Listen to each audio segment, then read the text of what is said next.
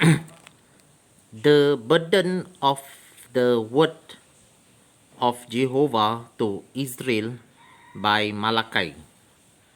I have loved you, says Jehovah. Yet you say, wherein have you loved us? Was not Esau Jacob's brother, says Jehovah? Yet I love Jacob, and I hated Esau, and laid his mountains and his heritage waste for the dragons of the wilderness. Whereas Edom saith, we are impoverished, but we will return and build the desolate places. Thus says Jehovah of hosts, they shall build, but I will throw down, and they shall call them the border of wickedness, and the people against whom Jehovah has indignation forever. And your eyes shall see, and you shall say, Jehovah will be magnified from the border of Israel. A son honors his father, and a servant his master. If then I be a father, where is my honor? And if I be a master, where is my fear? Says Jehovah of hosts to you, O priests, that despising my name. And you say, in what way have we despised your name? You offer polluted bread upon my altar, and you say, wherein have we polluted you? In that you say, the table of Jehovah is contemptible. And if you offer the blind for sacrifice, is it not evil? And if you offer the lame and sick, is it not evil? Offer it now to your governor. Will he be pleased with you or accept your person, says Jehovah of hosts. And now I pray you beseech God that he will be gracious to us. This has been by your means. Will he regard your person, says Jehovah of hosts? Who is there even among you that would shut the doors for naught? Neither do you kindle fire on my altar for naught. I have no pleasure in you, says Jehovah of hosts, neither will I accept an offering at your hand.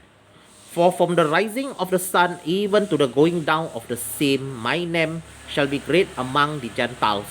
And in every place incense shall be offered to my name, and a pure offering, for my name shall be great among the heathen, says Jehovah of hosts. But you have profaned it, in that you say, the table of Jehovah is polluted, and the fruit thereof, even his meat, is contemptible. You said also, behold, what a weariness it is it, and you have snuffed at it, says Jehovah of hosts. And you brought that which was torn, and the lame and the sick. Thus you brought an offering. Should I accept this of your hand, says Jehovah?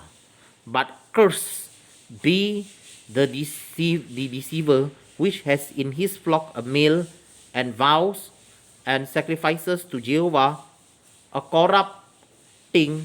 For I am a great king, says Jehovah of hosts, and my name is dreadful among the heathen.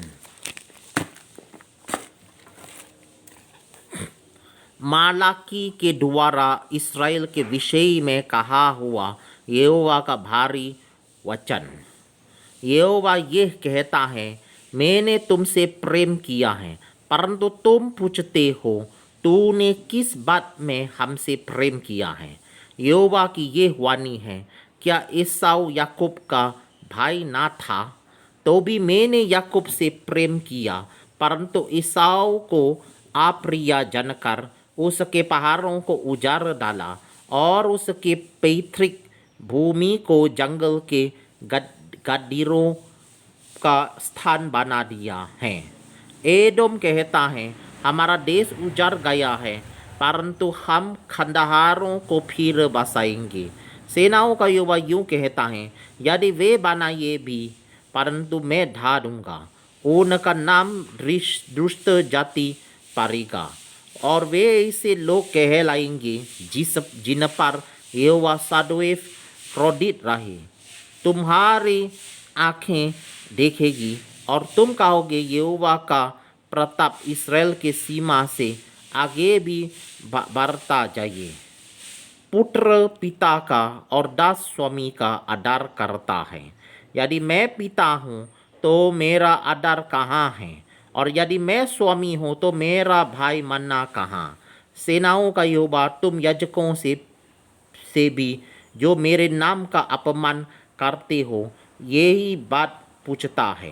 परंतु तुम पूछते हो, हमने किस बात में तेरे नाम का अपमान किया है? तुम मेरे वेदी पर अशुद्ध भोजन चढ़ाते हो, तो भी तुम पूछते हो, हम किस बात में तुझे अशुद्ध ठहराते हैं?